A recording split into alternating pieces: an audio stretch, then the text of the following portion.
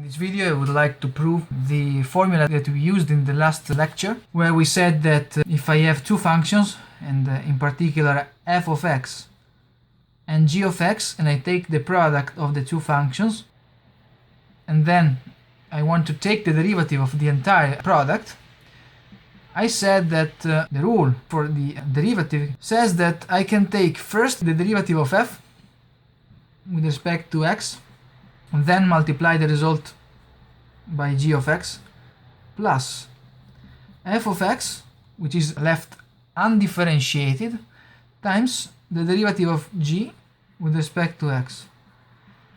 This is the rule that we will prove in this video. It is easily generalized to a more general scenario where we have a product of n functions. If I have like f1 of x times f2 of x times dot dot dot fn of x, and I want to take the derivative of this, then it can easily be proved from this formula here that this is also true, that we take the derivative of f1 with respect to x and then multiply by f2, f3, dot dot dot all the way up to fn, plus f1 times the derivative of f2 with respect to x times f3 times f4 times dot dot dot fn, plus, and so on and so forth. You get the idea. Then you have to take the derivative of f3, then of f4, then of fn, and you sum all these terms. So let's start with the first formula, which is the easiest of all. We start from d over dx of f of x times g of x, and then let's use the usual definition as we usually do when we try to prove that some derivatives have some particular formulas. So we have to consider f of x plus dx times g of x plus dx minus f of x times g of x, and divide the result by dx. This is the usual limit that we usually write. So this is like the function calculated at the point x plus dx, and this is the function calculated at the point x, subtract the two and divide by dx. So this is the very famous limit that we use throughout the course. Okay, so let's try to write this in a different way.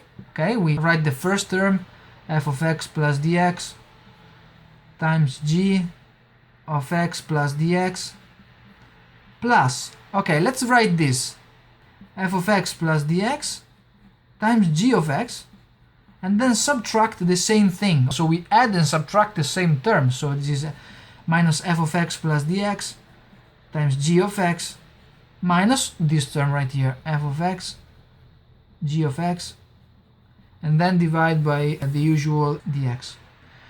I will consider this term, the first term, together with the third one. We will see why. We'll see why in a moment. So we have this with this, and then we will consider the second and the fourth together. I will keep this one with this one, and this one I will consider with this one. Okay, so let's do this. For the first and the third, I can simply factor out the term f of x plus dx, and then I have g of x plus dx minus g of x divided by dx, and I will put the dx right here. And then I have plus, I can factor out the g of x here, so I can take g of x times f of x plus dx minus f of x divided by dx.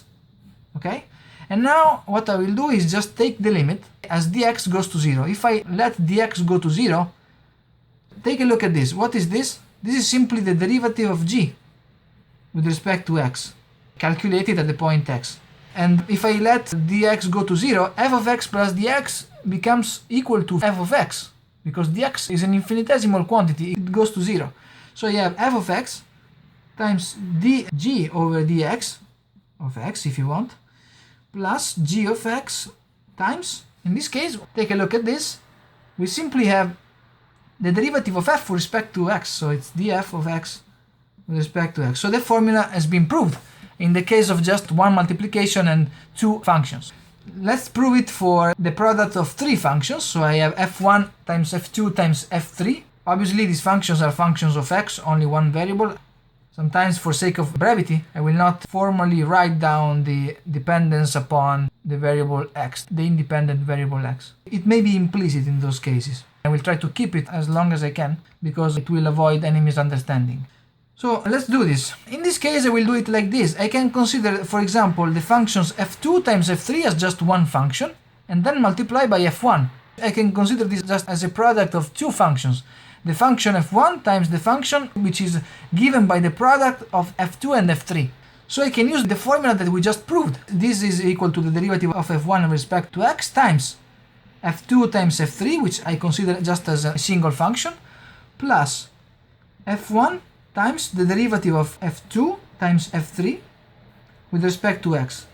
And as I said, these are implicitly functions of x, so I'm not writing the dependence upon x for sake of simplicity. Now I can just simply rewrite this by using the same formula. This is the f1 divided by the x times f2 times f3 plus f1, and then I have df2 divided by the x times f3 plus f2 times df3 divided by dx.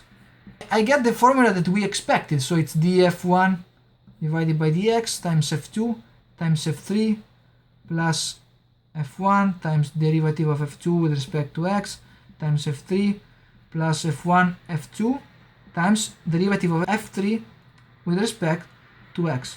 Okay, this is the proof that we gave for the case of two multiplications, meaning that we have three functions, 1, 2, 3, and two multiplications. But as you can easily infer, the very same pattern remains for n functions, and you should get the pattern here.